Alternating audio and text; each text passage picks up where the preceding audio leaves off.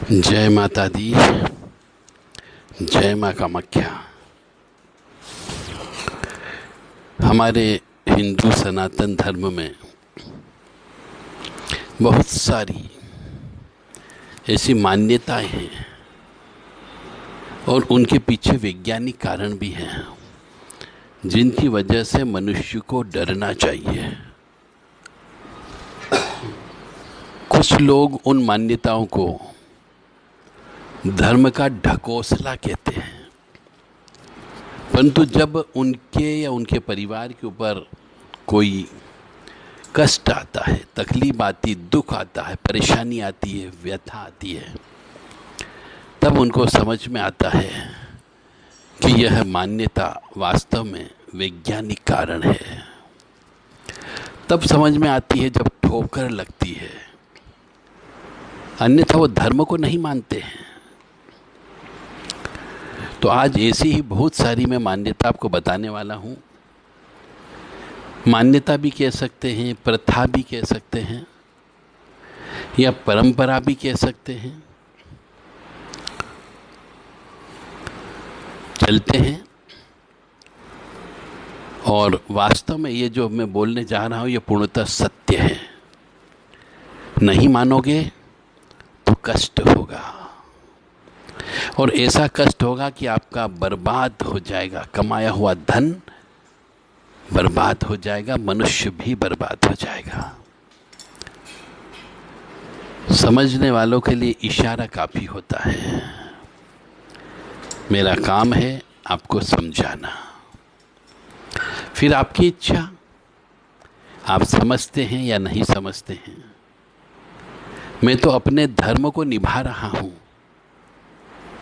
जिस काम के लिए मेरे को ईश्वर से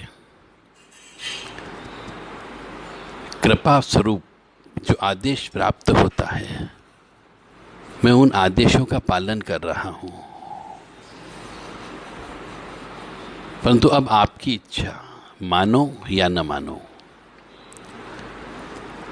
मनुष्य को दान देना चाहिए, किसी को भी दान दे दो, परंतु दान देना चाहिए। भगवान से डरना चाहिए।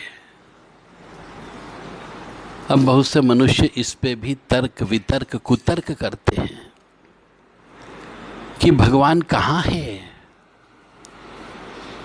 तो मैं कहता हूं मत देना दान, और अपने पिछले जन्म के पाप कर्मों को भोगना। मत दो दान और कष्टों को सहन करना। तो मैं यही कहूँगा कि ईश्वर से डरो।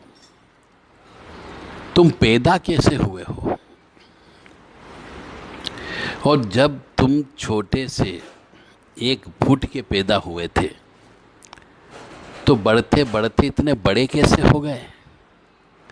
किसने बढ़ाया तुम्हें? और जब बढ़ गए तो धीरे धीरे वृद्ध कैसे हो गए?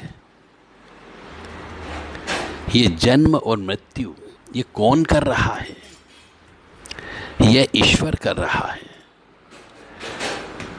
इसी से पता लगता है कि ईश्वर है। तो भगवान से डरना सीखो और दान दो।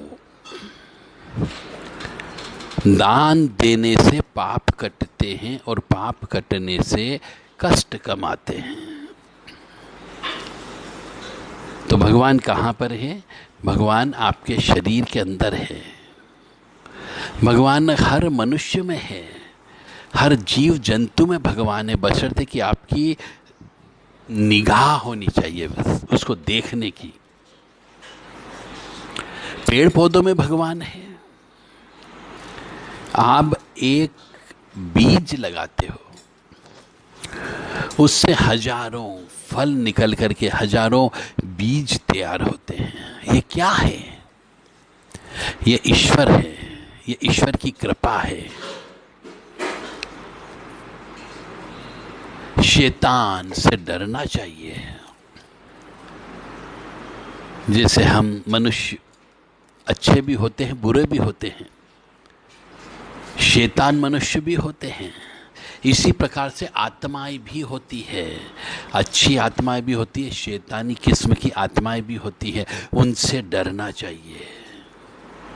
और ये आत्माएं पीपल के वृक्ष में निवास करती है, वट वृक्ष में निवास करती है, इमली के पेड़ में निवास करती है और नीम के पेड़ में निवास करती है, उदुम्बर के पेड़ में निवास करती है। तो इन शैतानों से डरना चाहिए।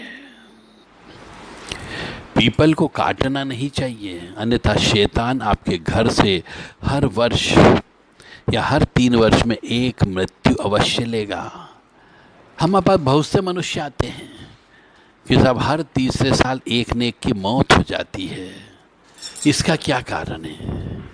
फिर हम निकालते हैं कि कहीं न कहीं पर आपने वट वृक्ष को काटा तो नहीं है, कहीं न कहीं पे पीपल के वृक्ष को काटा तो नहीं है। इसलिए शैतान से डरना चाहिए और पीपल के वृक्ष को, यानी हरे भरे वृक्ष, इनको काटना नहीं चाहिए। ऐसा हमारे बड़े बुजुर्ग कह करके गए हैं। और मनुष्य को अपने पिछले जन्म के कर्मों से डरना चाहिए। पिछले जन्म के जो पाप कर्म हैं उनसे डरना चाहिए, क्योंकि वह ही पाप कर्म इस जन्म में फल देकर के इस जन्म में अवश्य आएगा। यदि पाप कर्म का बीज बो करके आए हो तो इस जन्म में कष्ट अवश्य प्राप्त होगा। तो उससे डरो,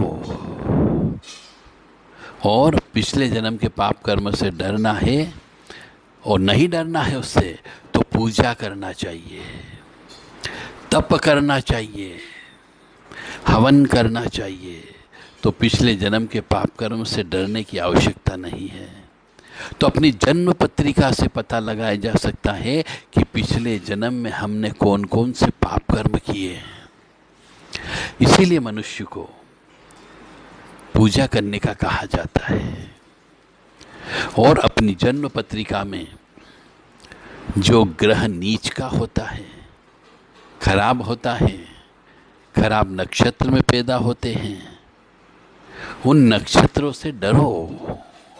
जब भी वह आपके जीवन में आएंगे तो आपको कष्ट अवश्य प्रदान करेंगे। इसलिए नक्षत्रों की शांति करना चाहिए। और आगे आने वाले समय में भविष्य से डरो, क्योंकि जन्म कुंडली में जब तक आप जिंदा रहते हो उसका भाग्य लिखा हुआ होता है। तो जो खराब है, किसी अच्छे जानकार ज्योतिषाचार्य से मिल करके नग पहनना चाहिए, ताकि आपकी कुछ रक्षा हो सके। मेरा काम है आपको बचाना, मेरा काम है आपको कष्टों से दूर रखना, परंतु उसके लिए कुछ तो करना पड़ेगा, कुछ तो त्याग करना पड़ेगा। तो भविष्य में आने वाला खराब समय, उससे डरो। और व्रत उपवास करना चाहिए।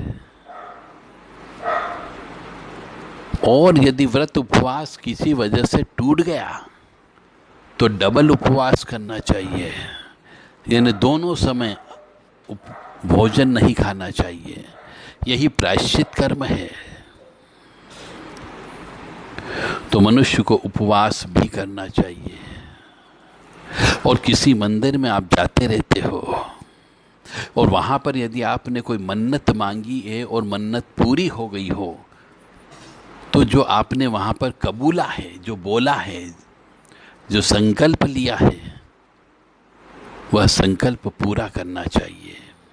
अन्यथा जीवन में कष्ट की प्राप्ति होती है, क्योंकि मन्नत पूरी ईश्वर ने तो कर दी आपकी, और आप पूरी नहीं कर पाए, उस संकल्प को पूरा नहीं कर पाए, तो आपको कष्ट की प्राप्ति होगी।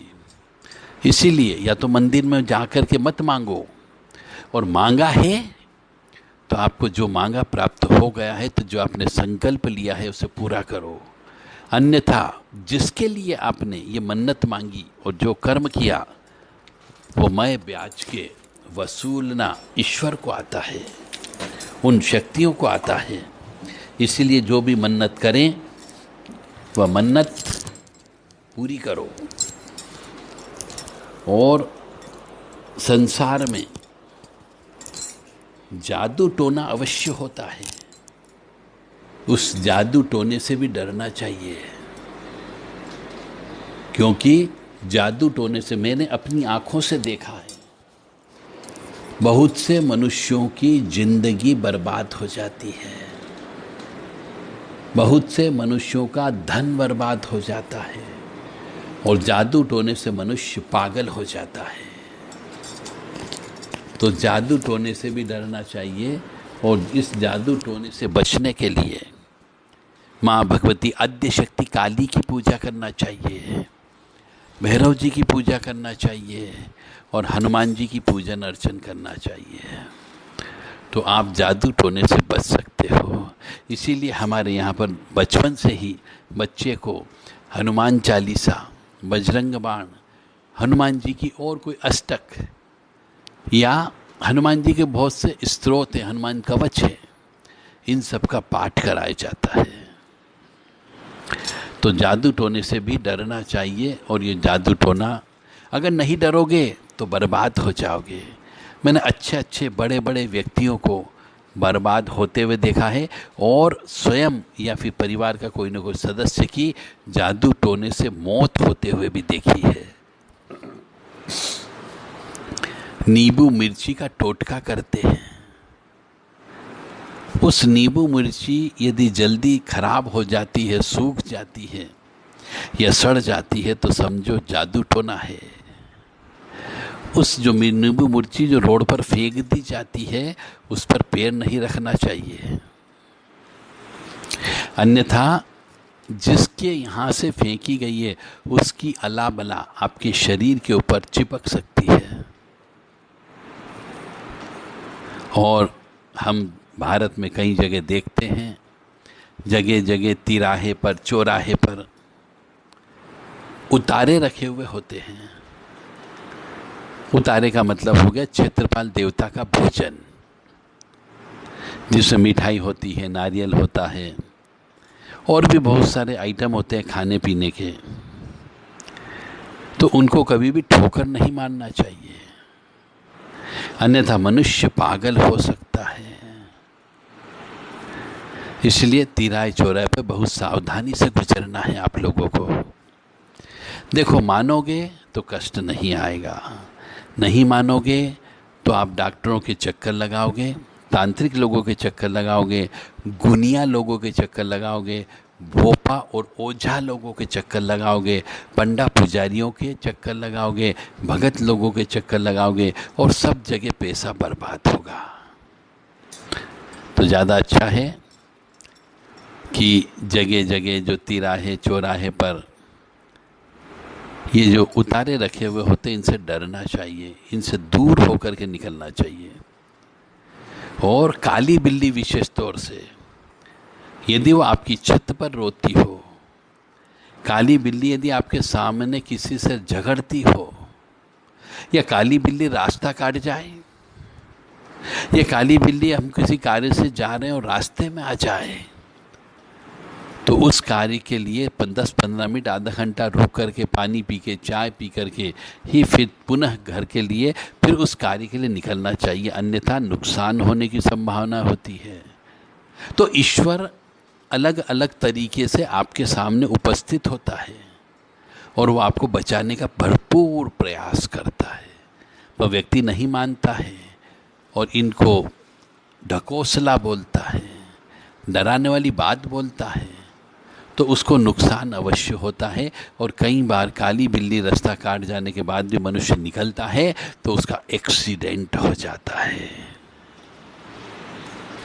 यदि हमारी छत पर, मुंडेर पर सुबह सुबह कौवा काव काव काव काव करने लग जाए, तो समझ जाना चाहिए कोई न कोई मेहमान आने वाला है, उसके लिए तैयारी करके रखना है। या फिर पितृ बोलते हैं, उनको भोजन चाहिए। कहीं हम रास्ते में जा रहे हैं और उल्लू यदि दिख जाए तो मान के चलो आपका वो काम सफल नहीं होगा। उसी समय रुक जाना चाहिए और एक आध घंटा रुक करके कुछ खा पी करके पुनः आगे के लिए प्रस्थान करना चाहिए। यही प्रायश्चित कर्म है। या फिर ईश्वर का नाम लेकर के निकलना चाहिए। यदि रात को कुत्ते रोने लग जाए, 12 बजे से 4 बजे के बीच में रोने लग जाए, तो समझ जाना चाहिए घर में या घर के आसपास किसी न किसी व्यक्ति की मृत्यु की खबर आने वाली है। तो उन कुत्तों को भगा देना चाहिए। और रात को गुल्लर का पेड़ होता है, पीपल का वृक्ष होता है, वट वृक्ष होता है, बड़ का पेड़ होता है, उसके नीचे रहना नहीं चाहिए, सोना नहीं चाहिए, पेशाब नहीं करना चाहिए और शौच नहीं करना चाहिए। अन्यथा ऊपरी बाधा, तंत्र बाधा, काला जादू, जिन जिन्नात, बड़े बड़े प्रेत, ब्रह्म राक्षस, ये सब लगने की संभावना होती है। इन सब बातों को बड़े गौर से सुनो और जीवन में प्रयोग करो।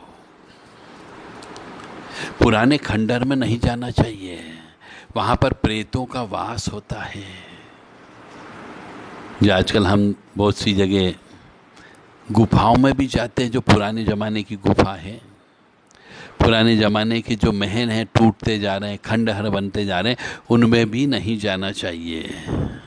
अन्यथा वहाँ से रहने वाले प्रेत डिस्टर्ब होते हैं और उसकी वजह से आपके ऊपर कोई ना कोई प्रेत क्रोधित होकर के चिपक सकता है, जिससे आपको तंत्र बाधा लग सकती है।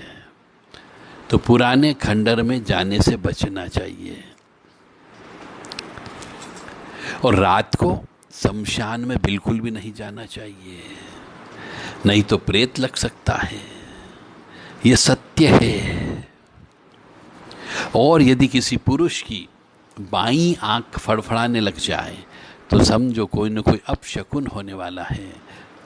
उस समय पे तुरंत अगरबत्ती दीपक लगा करके ईश्वर का ध्यान करना चाहिए। और यदि किसी स्त्री की दाहिनी आंख फड़फड़ाने लग जाए तो समझ जाना चाहिए कोई न कोई कष्ट उस स्त्री को आने वाला है। यदि मनुष्य के खाने में बाल आ जाए तो यह बिल्कुल 100% सत्य है कि उस मनुष्य के ऊपर प्रेत चिपका हुआ है। इसलिए खाने में बाल आ जाए तो वो खाना छोड़ देना चाहिए, अन्यथा प्रेत दोष लगता है। और कोई छींके, हम किसी कार्य के लिए जा रहे हैं, सोच रहे हैं, विचार कर रहे हैं और एक छींक आकर के रुक जाए तो समझ जाना चाहिए कि वो कार्य हमें नहीं करना है। ये भगवान के, ईश्वर के संकेत हैं। इन संकेतों को जान करके आपको आगे कार्य करना चाहिए।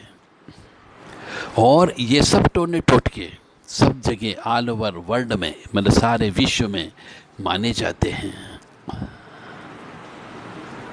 मेरा आप सबसे विनम्र निवेदन है कि यदि आप सुखी समृद्ध जीवन जीना चाहते हो, बिना कष्ट के इस दिनचर्या को गुजारना चाहते हो, बिना परेशानी के इस भवसागर की नाव को पार करना चाह रहे हो, तो हमारे बड़े बुजुर्गों ने जो सब प्रथाएं बनाई हैं, नियम बनाए हैं, कानून बनाए हैं, जो परंपराएं बनाई गई हैं, इनका पालन करें, जो हमने आपके सामने रखी। मुझे उम्मीद है कि आप कभी भी इन नियमों का, इन प्रथाओं का, इन मान्यताओं का उल्लंघन नहीं करोगे। अपने को सुनो और बच्चों को भी सुनाओ, ताकि उनके जीवन में भी यह सत्य घटना कह लीजिए या यह सत्य ज्ञान उन बच्चों तक भी पहुंच सके और वह भी इस चीज़ को समझ सके। इन सब कारणों के पीछे वैज्ञानिक अस्तित्व छिपा हुआ है। और मैं तो केवल एक ही चीज़ कहूँगा कि ये सब जो है ईश्वर के द्वारा बताए गए दिशा निर्देश हैं, उनका पालन करें और सुखी समृद्ध जीवन व्यतीत करें। जय माता दी, जय माँ कामाख्या।